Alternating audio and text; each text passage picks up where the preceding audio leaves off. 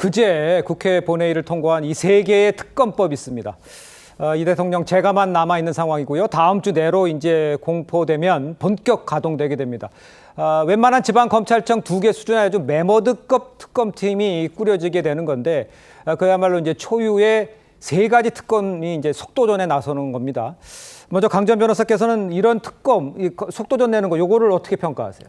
글쎄요, 이재명 대통령은 선거 캠페인 과정에서는 정치 보복하지 않겠다라고 이야기를 했는데 이 내란 특검이라는 것은 정치 보복이라고밖에 볼 수 없다라고 먼저 말씀을 드리고 싶습니다. 기본적으로 윤석열 전 대통령, 김용현 전 국방부 장관, 그리고 사령관들 이런 분들은 이미 조사가 끝나서 재판을 받고 있어요. 그러면은 내란죄로서 추가로 기소하거나 이럴 수 있는 상황은 전혀 아닙니다.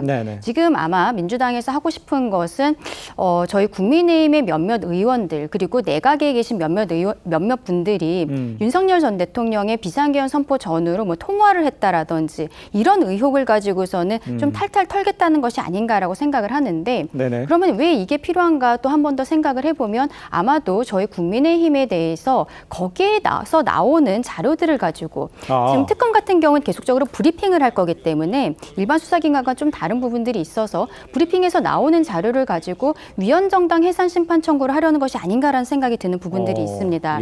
결국 관련된 사람들에 대해서는 지금도 뭐 전화 통화를 했다 이런 자료들이 나오는 건 기존 수사기관에서 충분히 수사를 하고 있기 때문에 나오는 자료들이에요. 이걸 특검이라는 제도를 통해서 다시 해야 될 이유가 전혀 없다라고 생각을 합니다. 말로는 정치 보복하지 않겠다라고 하면서 상대방 정당에 대해서 완전히 몰살시키려는 이런 계획이 아닌가라고 생각합니다. 알겠습니다.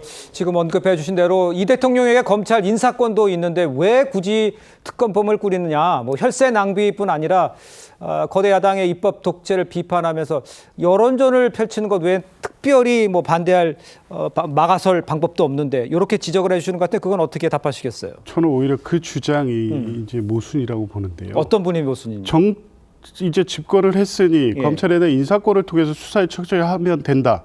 이건 검찰의 수사에 관여해서 어떤 특정 목적을 이 결과를 내놓으라는 방식으로 할 수 있다 이런 얘기 아닙니까? 이렇게 하는 게 정치 보복 아니겠습니까?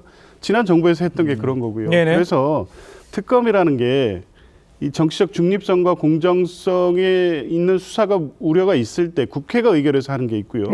법무부 장관이 봤을 때 이해 충돌이나 공정성, 수사의 공정성 문제가 있을 때 특검을 하는 겁니다. 이게 이제 상설특검법에 정해놓은 반대 일반 특검법에서 그대로 적용이 되는 거죠. 이 사건들 보십시오. 내란죄, 김건희 여사 관련된 의혹들, 순직해병 특검법 이 관련 내용들 이미 길게는 3년, 4년 동안 계속 의혹 제기가 되고 있었음에도 검찰이 수사를 진행하지 않았습니다.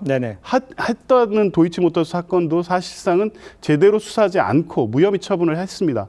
그걸 다시 재기 수사를 해서 고검에서 다시 시작한 거 아닙니까? 이런 검찰에게 이 수사를 맡기면 공정하게 정치적 중립성을 갖고 할 수 있겠습니까? 이해 충돌의 문제가 발생할 수밖에 없는 사안이고요. 내란 같은 경우에도 정치 보복 자꾸 말씀을 하시는데 내란죄 성립을 위해서는 명확하게 국헌문란 목적이 인정이 돼야 됩니다.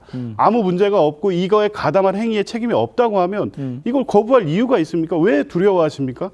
이게 계엄 해제나 이런 데 직접 관여하거나 계엄 선포 사실을 알고도 국회가 해제를 못하게 할 의도로 같이 관여한 부분이 있다면 처벌받을 것이고 그게 아니라 우왕좌왕하다가 국회에 못 들어간 정도에 그친다면 수사 안 할 겁니다. 걱정 안 하셔도 된다고요. 이걸 정치 보복이라고 보는 것은 과도한 걱정이다라는 말씀드립니다. 호 대변인도 어떻게 보세요?